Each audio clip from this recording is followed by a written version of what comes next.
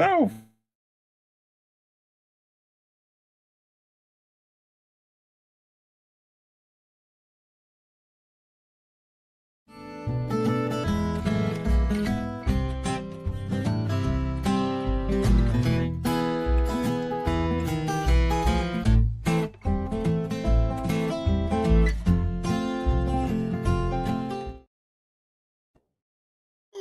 hello, hello, hello. Welcome to the Badger Beer Report for May 26, 2026.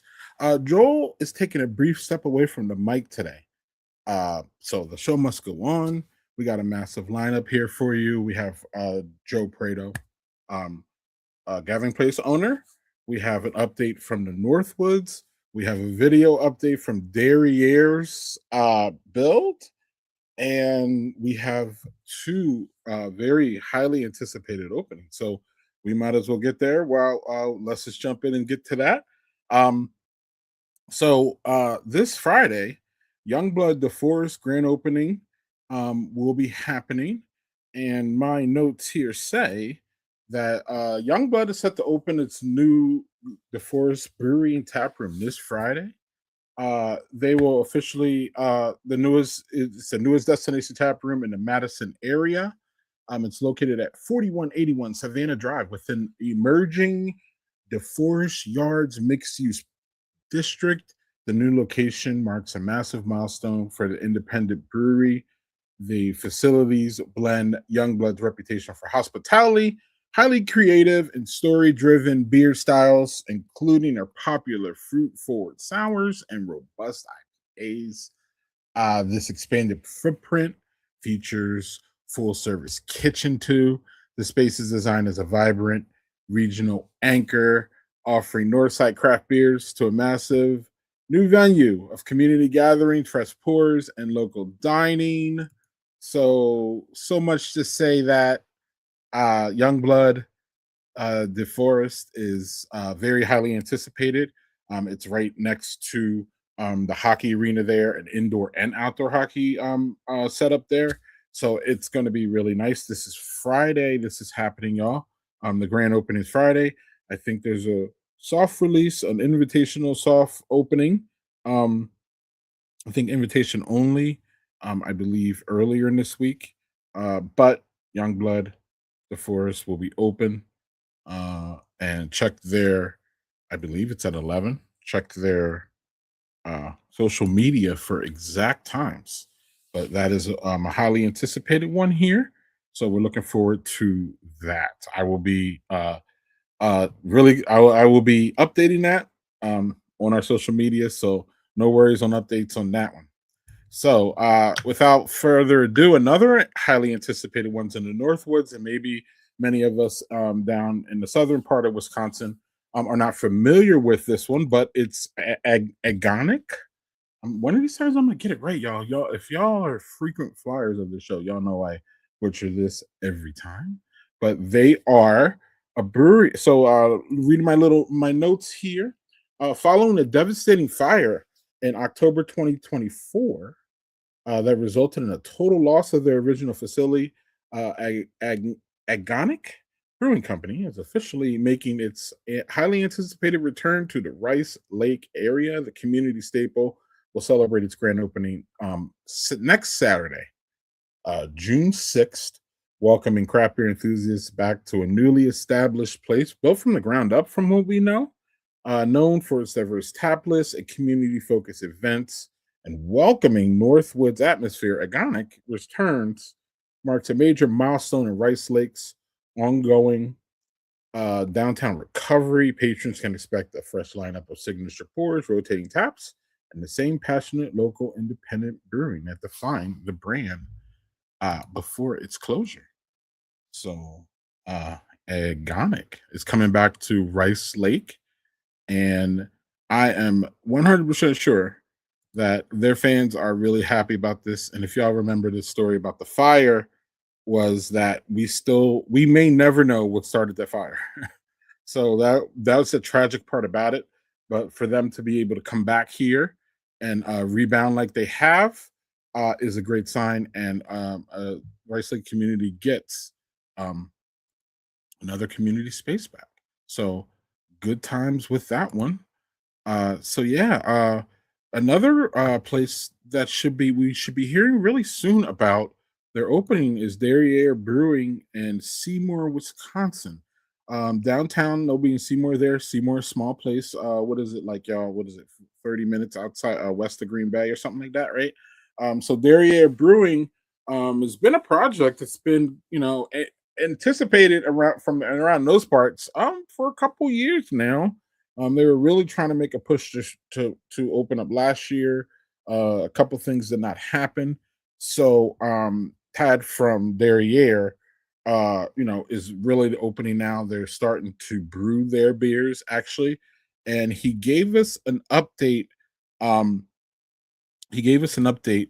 Or sorry, y'all, this one man thing is kind of crazy today. He gave us an update on social media. Um, 2 days ago, showing with the I'm sorry, showing what their beer garden slash patio area outside area is going to look like. And here is Tab with that update. What's up, herd? Derriere herd. So busy Memorial weekend for me. I've been out at the brewery every day, hammering out the patio, trying to get something put together. We had a founders meeting where I asked if we were gonna have patio seating. I didn't really like what we had. It was kind of all ugly, old, just stuff I kind of picked up. Not much different than what I have going now, but it's gonna look a lot cooler. So the front end, we just kind of have planter boxes with the fence going all the way around, which is pretty cool. And then right next to that, we're gonna have bags. This will go from there to there with side tables to hold your drinks. Then I got a bunch of these tires with spools and a planter on top. We're gonna paint them all up, make them look really nice, clean them up. And then we're gonna have chairs like that, but more of a neutral color, just so everything kind of goes together. And yeah, we got them going all the way down this way.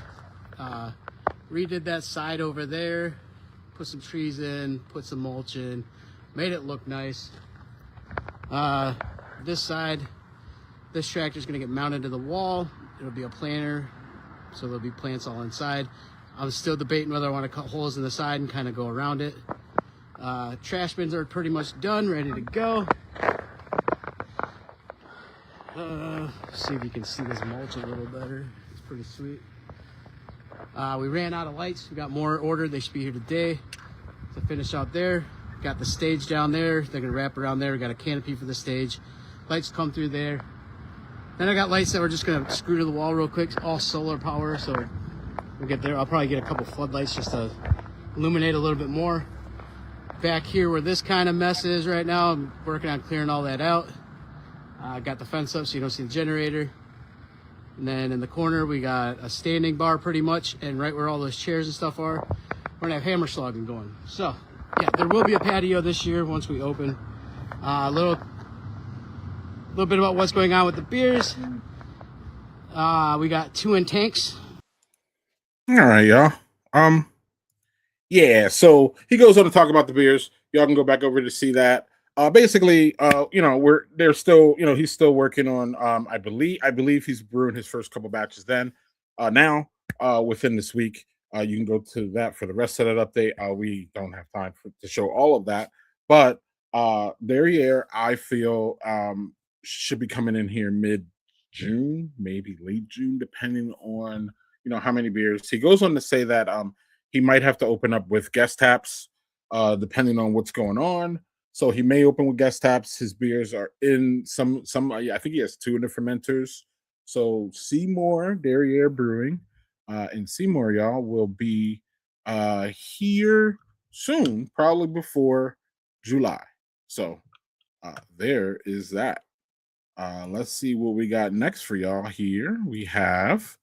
Oh yeah, so let me make sure I said everything I need to say about Derriere here. Let's see, they're veteran owned, so he's a veteran. Again, they're going for kind of the same thing we've been seeing with the whole class of 25 collab and all the newer breweries. He really wants to set up a community-centric gathering space. You can see the patio is still a work in progress, but it's a big, really nice big space. So he'll be able to fill that out as we go up there and see more. And let's see here.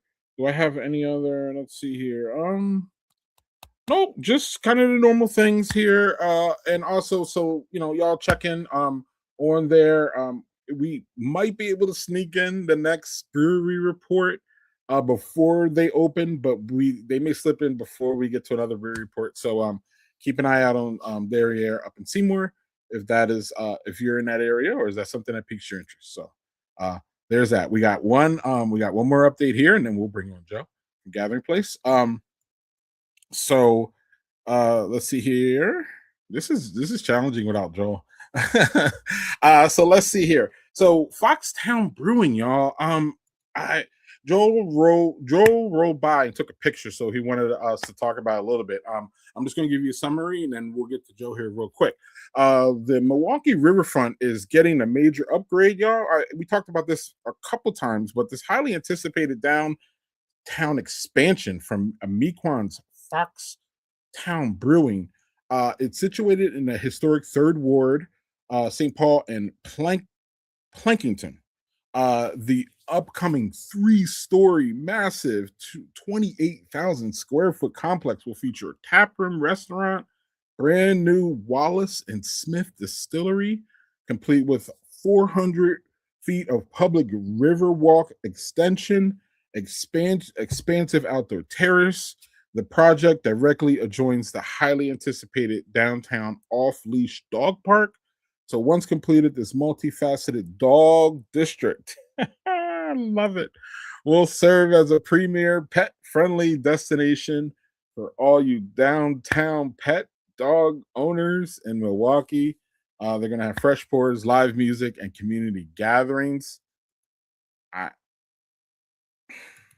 What's not to like? But this massive space here, look at that. May 26th.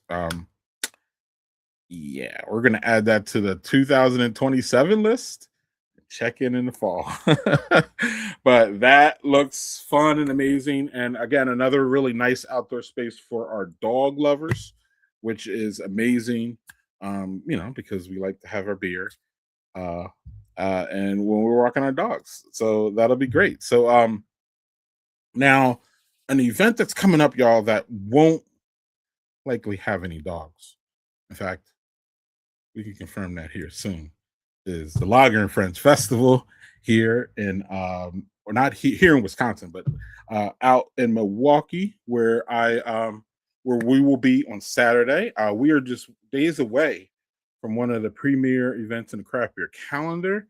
It's the 8th annual Lager and Friends, kicking off Saturday in Milwaukee from 12 to 4.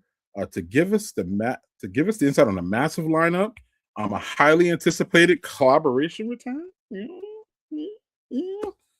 and some major. Well, I don't know if it's breaking news, but it's major news.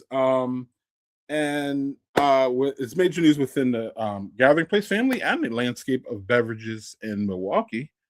So we are joined remotely tonight by the founder and the owner of Gathering Place Brewing Company, and that is our friend Joe Yato.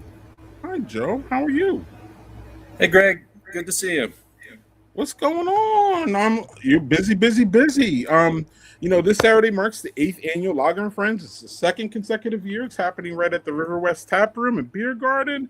For anyone grabbing any last-minute tickets, walk us through what the spot gets them this weekend. I hear there's a massive lineup of over 50 lagers, custom glassware, free brats, pretzels. It's going to be the whole thing, right?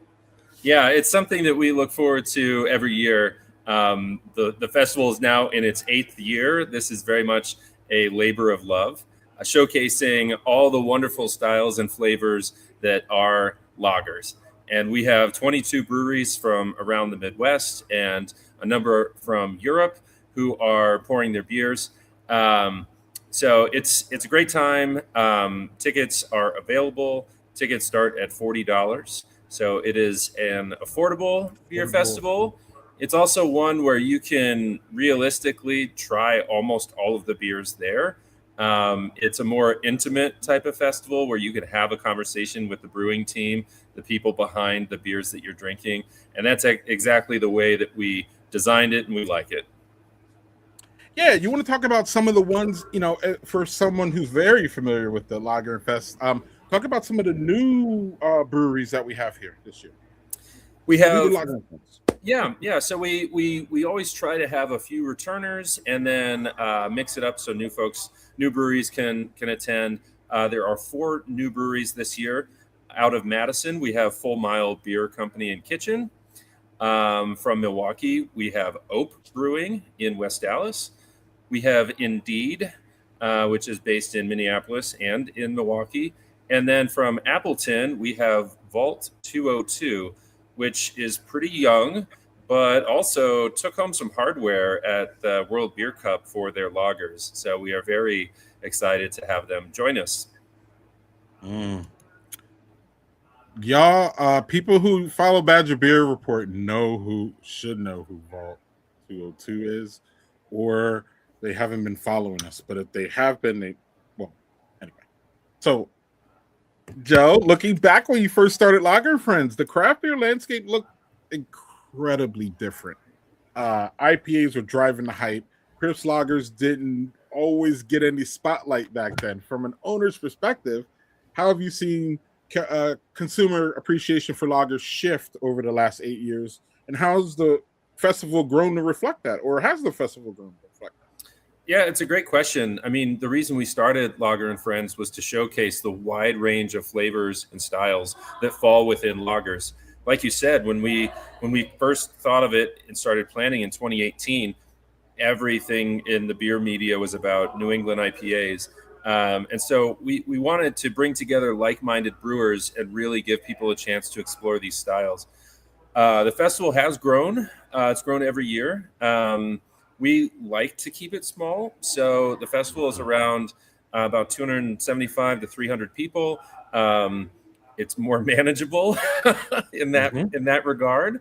But then we can also provide for our guests, like you said, the tickets do include brats and sausages donated by Uzinger's, pretzels donated by Milwaukee Pretzel Company, and we can have tables and seating for just about everybody who's there.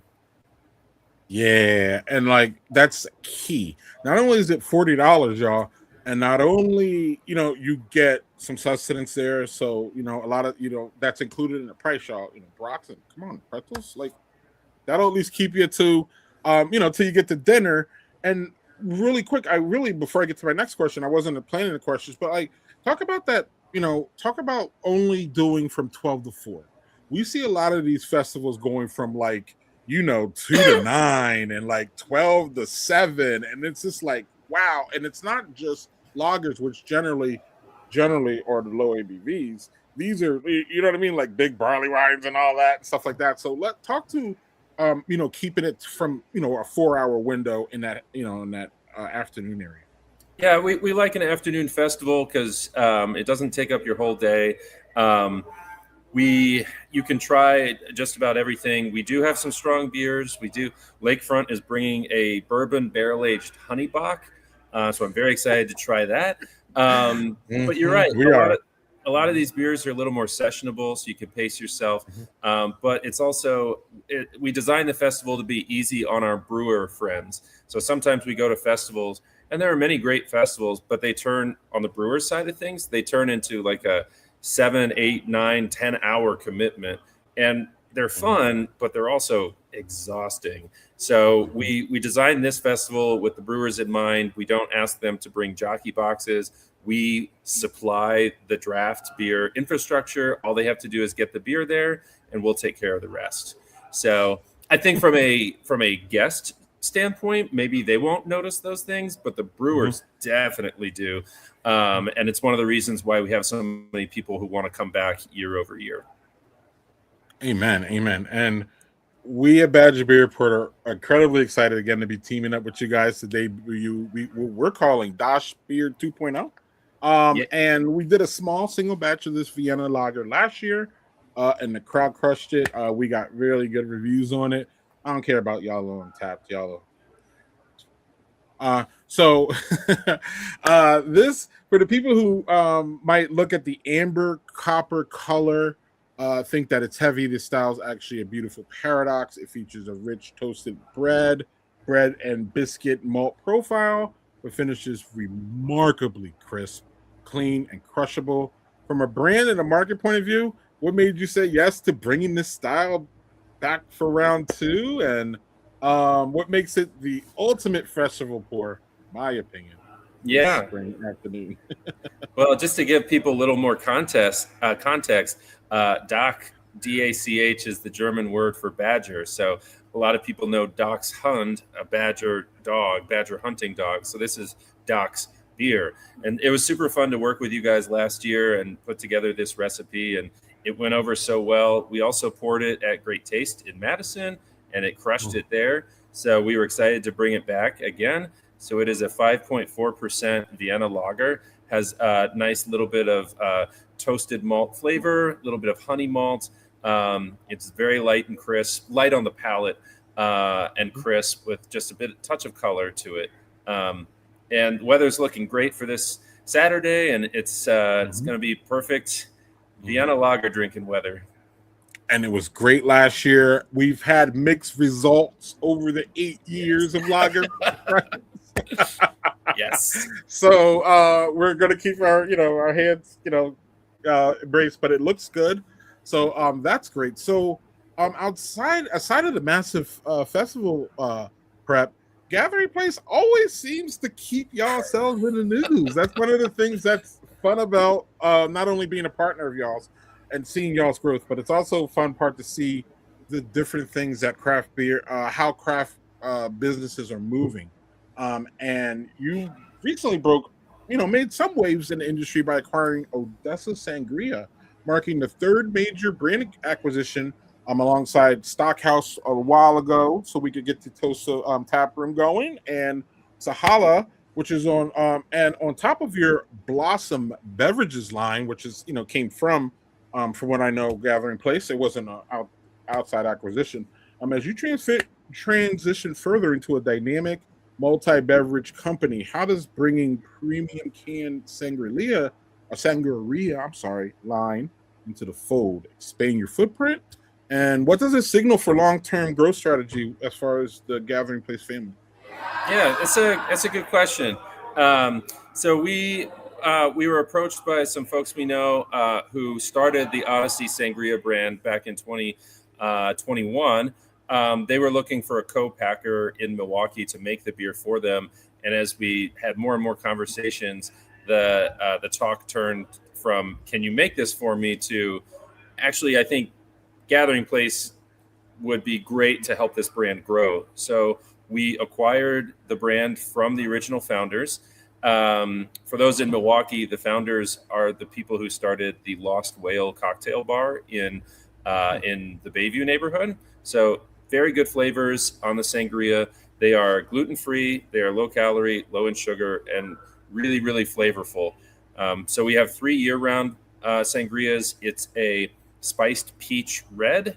We have a strawberry kiwi rosé, and then an orange fig white. So they are a little elevated flavor-wise from the budget sangria I drank in college. And they are single-serve cans. They are about 8.5 ounces in a can, and they are each 8.5% alcohol. So this is an existing brand with existing distribution statewide. So we're excited to give it the production capacity that it needs to grow. And we're excited to branch into a different set of customers who might not be traditional beer drinkers. But we've been serving these in our 3 tap rooms over the last couple months, and we see our beer drinkers going for them, trying them, and we're moving through them pretty good. So we're excited about it. Like you said, the industry is changing rapidly, and we are just trying to evolve to continue to be a part of a dynamic industry. Yeah, you pretty much nailed it, but you also are saying it by your business moves that I think you could feel the people coming in for beer are sometimes maybe they want a beer, but maybe they want something else too. And maybe maybe there's a day or maybe they want a beer and then they want to take home your THC products or they want to take home the sangria. Like the options here are what people so the same craft beer people who came to Gathering Place 6 years ago because y'all had 8 different styles of beer are fatiguing, Joe? And not maybe fatiguing, but like there's still those same people looking for different tastes. It's just outside of the beer realm. Is that what you're saying? I mean, it's a good question. I don't know if it's fatiguing. I think about my own habits. I love beer, but if I go out to a restaurant, it's fun to have a cocktail before dinner. So we want to meet people where they're at. We're also seeing, when the state law changed about a year and a half ago and we started serving wine and cocktails, we started to see the beer drinker come in, our regulars, but there was a friend with them or there was a spouse or partner with them who was not a beer drinker, because now we could offer those people something that we couldn't in the past. So beer is and always will be the foundation for Gathering Place, but it's more about being in a hospitality mindset of how can we provide the best experience to the people walking through the door. Amen. And so our one last question on this, and I just let me. Oh my goodness. So the it was about oh my goodness, it slipped me. It was about diversity basically, and so our and NA is involved in this too, right? No, we have not done an NA product. We don't have the technology. We don't feel like we could do an NA product with the quality standards that we would want with the equipment that we have. Y'all still have it available. Y'all have some available. Like you have an option for that. Yes, yeah, we serve other people's NA products. Okay. But because it's not doesn't have alcohol as a preservative, and we don't pasteurize our beer, NA beers can get a little tricky with spoilage. So we will serve NA beer made from other people, but we're not crossing that bridge yet. Yeah, I remember my question now. And is Gathering Place and is Gathering Place we'll stick with Gathering Place because we got a solid. Is that a traditional brew pub? Meaning, are you serving alcohol and wine there? From a license? I'm sorry. Yeah, I'm sorry, like liquor and wine. That's what I meant. I'm sorry. We do serve wine and liquor, although our license is as a brewery. And now with producing Odyssey, we have a federal and state winery licenses. So there was a change in state law about a year and a half ago, and that basically made the brew pub license. It made it kind of moot. So we serve some snack foods, but we don't have a full kitchen. That is not our focus. Ours is on the beverages and creating great spaces. All right, Joe. Well, incredible insight on the new acquisition. Massive congratulations on the 8th year of Lager and Friends and the continued growth as it appears of the brand. It's a struggle out there. So thank you so much for taking the time to join us remotely. And if there's anything that you think we missed about Lager and Friends, outside of we'll see you on Saturday, please let us know and we'll let you go to this evening, and I'll see you on Saturday. Looking forward to it, Greg. Thanks for having me on. Thanks, Joe. You have a great one. We'll see you on Saturday, and we will see all of y'all. Thank you, everyone, for everyone watching at home. Lager and Friends kicks off this Saturday, right at Gathering Place, River West Taproom and Beer Garden. If you haven't secured your tickets yet, do not wait. The link is the link will be in the bio. The link is on gatheringplace.com. There's a QR code up there for those who are watching us. Obviously, if you're watching on your phone, you can't use the QR code. Got it. But you do have that link down there, which you can't click on, but it's gatheringplace.com. We will get to the grounds this Saturday. Make sure to stop by the Badger Beer Report booth. Grab some of our loving and our hugging and our our conversation. We will have QR codes there so you can tap into what we're doing, follow us, like us, and take a pour, grab a pour of our exclusive collaboration beer, Dachsbier. but we call it Dachsbier 2.0 because it's the second edition. So we are very, very happy and proud of that. And we will see y'all out there on Saturday. So before we wrap up here, we'll have some, we are not done. I have some things to talk to you about. But before that, we have a report from our Northwoods correspondent, Landon Sherney. Did I get it right? He'll tell me later. From the Northwoods, specifically, he wants to talk about what's going on. What, a year and a couple months after Liney's pulled out of Chippewa Falls. So here's Landon with that report.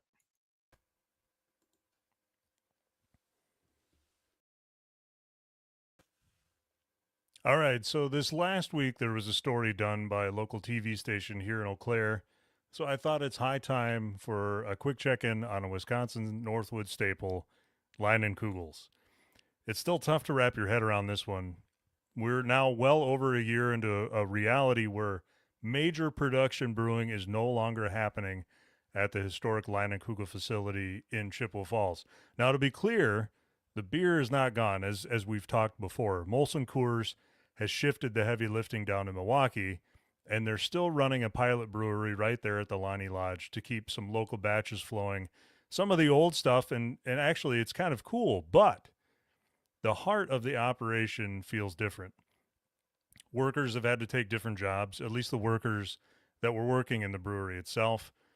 Some are still in brewing, albeit they're probably not brewing for Leinenkugels. Some have left the industry altogether. The buildings remain, but really it just isn't the same. John Leinenkugel, so one of the brothers that we don't normally hear for, we hear from Dick quite a bit. But John, the youngest of that generation, spoke out about the transition recently, and you can just feel the weight of the family legacy on him. He admitted it's been incredibly tough, and this is what he had to say. It was heartbreaking, and it still is heartbreaking. It hurts my heart and my stomach to know that, and then, to know that the brewing isn't happening there. And then he went on to say, we need Chippewa Falls to help us see another 160 years, to help this seventh generation come into this family business. Now more than ever, we need the community support. He did go on to praise the work being done down in Milwaukee and at the Lodge's pilot system, trying to keep a positive spin on the distribution side of things. But look, let's be real. John, does he have a choice? Molson Coors owns the brand. John still works for Leinenkugels, so he's got to play ball to a certain extent. That all being said, when you watch him speak, it isn't just him being a corporate PR guy. You can tell that he authentically, deeply cares about his family's legacy and the history of that beer. What really caught my attention most, though, was his plea for community support. And I've talked about this in the past. It makes you wonder, has local support actually slipped since the production halted? It didn't look so at first, but maybe it is. I don't know. Or is he just trying to rally the troops to protect what's left?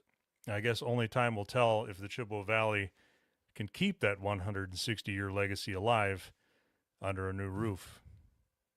That's it for me. For the Badger Beer Report, I'm Landon Cerny, the Northwoods correspondent.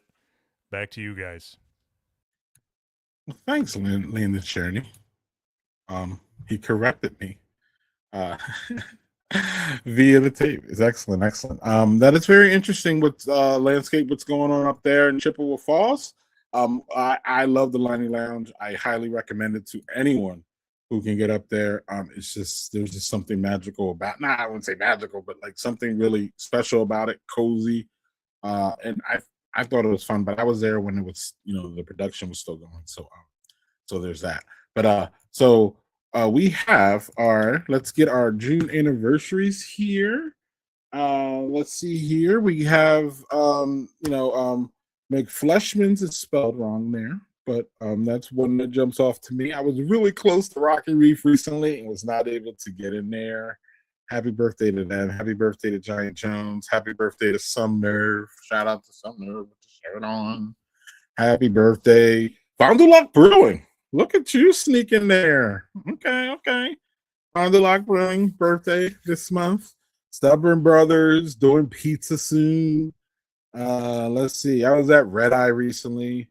I haven't been to Hop House recently. I need to get out there. Turtle Stack recently announced expansion. Did we talk about? Oh, we talked about that on the last brewery report, right? Eagle Park. Shout out to Eagle Park. I mean, there's just so many to Runaway. Youngblood opening up this week. Happy birthday.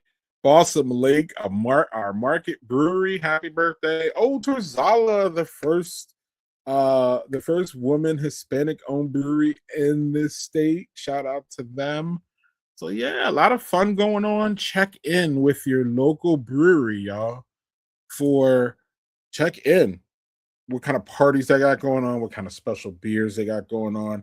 I'm seeing less and less big special beers. Remember when we had anniversaries and it would be like big barrel aged bourbon stout release with cocoa nuts and marshmallows, and now I think we're seeing more like refined, approachable anniversary beers, but we're also seeing, I think, more refined, approachable parties, not these big parties, but small, intimate gatherings, community gatherings, celebrating what each of these breweries. Lone Girl, looking Lone Girl on there. Which each of these breweries bring to their respective communities, right? So shout out to that. Happy birthday, y'all. So next week, so this Saturday is Lager and Friends, y'all. We'll see you there. Next Saturday is the summer mashup sponsored by Badger Beer Report, Sunshine Brewing, and the Madison's Home Breweries and Tastes Good. You see that. You see that QR code. Actually, let me drop the QR code for Lager and Friends, because you might get QR code heavy. If y'all are able to use the QR code, that'll take you to the information to enter the homebrew contest. And then on that, so here's the tracker, y'all. We got 95, I believe. And it kind of went back to 94 or something. I don't know. Something's going on. Close to 100. We still have 50 entries. This week is the final drop. The final drop closes tomorrow, Milwaukee. So you got to get to Amorphic tomorrow before they close to get your bottles in there. Thursday is Sheboygan, the Brewmasters Brewing Supplies. They close. And then on Saturday, Delta Beer and the Madison Hop Shop. Got to have them in by then. The first round of preparing for the whole thing starts on Sunday. So we got deadlines, y'all. You got to have them in. We are excited. We are really, really proud that that Sunshine Brewing and Madison Home Brewers wanted to pair with us to do this. So we're throwing a party, y'all. It's going to be at the Delta Beer Lab on Saturday. It's the 6th, a rare non-festival appearance by the Badger Beer Report team. More than a few have RSVP'd. So you'll see probably more. The Nerdy Beer guys will be there too. You can meet them. We will be playing games, drinking beer, and just celebrating home brewing and the summer. And there will be an award ceremony, and we will announce the winner, and we will just have a good old time at the summer mashup judging party. Culminating in our first inaugural homebrew competition sponsoring. We are very, very pleased and happy about that. So jumping on all that on our social media and everything about that. So there are our sponsors, the East Bay Wine and Hop Shop, Delta Beer Co., Inventors Brew Pub. Yes. All right, y'all. So moving along. Oh, keeping an eye on. Joel wants us to keep an eye on Solemn Oath. We should be hearing about that one soon. Near and far, I don't know, y'all. That feels like 2027. I'm not sure. I'm pessimistic on that one coming in this year. Same with Acronym. I don't know if they broke ground yet. I mean, I know they have I know New Barons has a beer garden up in that area. So a little reserved on now Shattered Glass. I think is another 2027. Clockwork, I think, is in 2027. So I'm not sure why Joel wouldn't talk about them, but y'all know Joel has something to say about every one of them, right? That's why he's our director of brewery relations, y'all. But so that being said, most of these look like far out projects, but Nicolette and Salamoth, we're hoping to come in here in 2026. So and good luck to all those, good luck to all of them. So with the addition of, was it Gravity Box last month? We lost what, Liftbridge. So we have 273 breweries in Wisconsin. Y'all, we have actually 207 breweries, 40 additional tap houses, and 23 contract brewers. I think Joel uses other for them. So that's where we're at with that. So tomorrow we have an interesting interview with Grant Pauly. I will be interviewing him at noon, y'all. The session is really more of a it's definitely more of a news-based, industry-based kind of conversation that I have with some of the biggest biggest brewery influencer people, or not influencer people, biggest brewery professional people. And Grant obviously is one of them now, or he's been for a while. But he took 3 sheeps from, what is it, 8 years ago, or no, is it, what is it? It's the 8th. Or look at this. I'm interviewing this guy tomorrow, y'all, and I don't even know how. I believe they're 8 years old. They've been around, and now they're the third. They're in the top 3 of production for breweries in Wisconsin. So we're going to talk to Grant about that. We're going to talk to Grant about Les Paul. We're going to talk to Grant about Chicago. We're going to talk to Grant about Milwaukee. We got a whole bunch of things to talk about, Grant. You can read the full interview preview on our website. And it'll have, I basically threw out a bunch of, areas that I'm going to hit for sure. And then, wait. Oh man, I wanted to talk. So yeah, I'm going to do this now. I wanted to talk about our website here. We've been putting in a bunch of work on our website. And it's funny because I'm not prepared for this, y'all, but we're going to do this right now. So when you go to badgerbeerreport.com, as I am, and I'm bringing it up here so y'all can see it. Dun, dun, dun. So let's see here. Sorry for the delay, y'all. Let's see. Let's remove this. Let's put this here. All right. So when you go to Badger Beer Report now, y'all, as you can see, you can go to the right at the top there. You can click on the class of collaboration to find out where the beer is still out there in the wild. It's still going. You can see me scrolling. You can click here, find the Grant interview. I talked to Kirby last week about the Schlitz thing, and that was wild. So y'all can see that. You can literally click it right here and see it in the website. Also, though, y'all been asking for this, and now y'all have got it. This is the on our front page is the brewery report for 2026. Y'all have been asking for a composite map of the openings and the closings and the upcomings.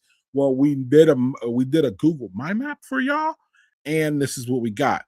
The X's are the closings, obviously. The green lights are the openings. You can see Gravity Box there in the Dells. You can see Boulder Junction. You can see Los Apostle. You can't see Nosy Neighbor because they're hidden under those yellow ones in Milwaukee. And those yellow ones in Milwaukee, I believe, are Acronym and a couple other places that we have in our 2006 map. So we can click on them. Let's see. Oh yeah, look, tree line, right? And then here we can go. You can scroll in, see, and then you can. Solemn Oath. My bad. Acronyms up here, actually. My bad. Or up here. Let's see. And then we got Radix, right? So we got those 3 Milwaukee, and then I don't know if you go in slow, you can see Nosy Neighbor there. So right on our front page, y'all, is the point, is that you can see our brewery report in real time as we update this. What's opening, what's closing. You can click on each one to find out what closed and all that. So that's there for y'all. And also then read some blog posts. You can get to that. We have here my preview of the session tomorrow at noon. We have Schlitz here. That's a homebrew recipe of Schlitz if y'all are interested in that. And then also, from the editor's desk, I started an editor's desk column where I will be where I'll be addressing things. I'm actually talking about drink local and stay social, which has been a thing that I have taken on recently. It's a saying that I've taken on, and I believe that it's 100% true. We should drink local, and we should also stay social. That goofy pandemic took us out of our social, took us something socially out of us, and well, I'm not a fan of that. So so you can check all that out, and on the Badger Beer Report website, which we put a lot of work into it recently, and it is the one source for everything Badger Beer Report. Finally, and you can find that. We're also going to have interactive maps. You saw that one of the Brewery Report. Joel and I have one of all the stops that we've made in Wisconsin, all together, and then we have ones that I've made that Joel hasn't, and we have ones that Joel made that I haven't. So that'll be coming out soon. Next time Joel's next Brewery Report where Joel returns, we'll talk about all that. But you can get that soon on the website. Keep an eye on the website. It's going to have everything that we do. The events tab up in the top has, when you click on events, it's all of our events. So if you're familiar, there's a lot of things going on with Badger Beer Report. It's all there. So this week is Lager and Friends. Next week is it's the summer mashup, and the summer is heating up. We're gonna have a birthday party to invite y'all to. Badger Beer Report's going to celebrate 6 years. 6 years. 5, of course, y'all, were the Badger Beer Hour, which many of you don't know about. And now it's been a year and a half that we've done the report, and we are proud of our progress. And we are actually, before I get out of here, Joel will wring my neck if I don't mention Patreon. We have 3 tiers there, y'all. We have $3, we have $5, we have $10. You can also just buy us a beer if you want. Now it's almost like $7 for a pint, y'all. Yikes. But inflation, what are we gonna do, right? It's not like the brewers are out here gouging us. But anyway, and we're not gouging on Patreon, because for $10 a month, man, you'll get full access to us. You'll get Joel's full flight show. You'll get flight series show where he talks to a brewer and they go through a flight of the brewer's beers, which is interesting. You also get Joel's newsletter. I call it Joel's because these things are his project for our Badger Beer Report. These are things that he holds near and dear, and he works his butt off to bring that to you. There's only a few people on our Patreon, but we're going to be growing it, and we're going to keep plugging. So y'all could, if y'all would like to support independent beer journalism in Wisconsin, we'll have Badger Beer. So on that note, y'all, it's time for me to sign off. I think I covered everything. I thank you for being gracious with me on my first solo and hopefully last solo edition of the Badger Beer Report. But look, I learned something. I could do this on my own. So, but I wouldn't expect it too much. One last thing, I wouldn't expect it really ever again. But we had a guest today, and we got a lot of things coming on, so we had to make sure this happened. Joel will be back on the next Brewery Report, and he'll be back on our social media soon enough. Over there, y'all, you can get the Lager and Friends tickets. So that's the QR code for that. And lastly, the QR code for the summer mashup details right there. If you're a home brewer, got to get them in this week, though. This week it's over. Got to get it done and land, as I say on social media, that plane. Get that in. You want to be, marked up, and you want to be brewed at Sunshine Brewing. Also, you want to beat this guy. I have an entry. I have one entry. It's a Hellas. It's a People's Brewing. The first black brewer in Wisconsin, and in the country. It's a People's Clone Brewing Hellas beer. So we researched the People's, what they were brewing, and we kind of spruced it up a little bit. But hopefully y'all gonna have to beat me. So and it's gonna be fun. So I'm getting out of here, y'all. Enough babbling, but I didn't think I would make 50 minutes, and I did. This is longer than a normal brewery report that Joel and I do.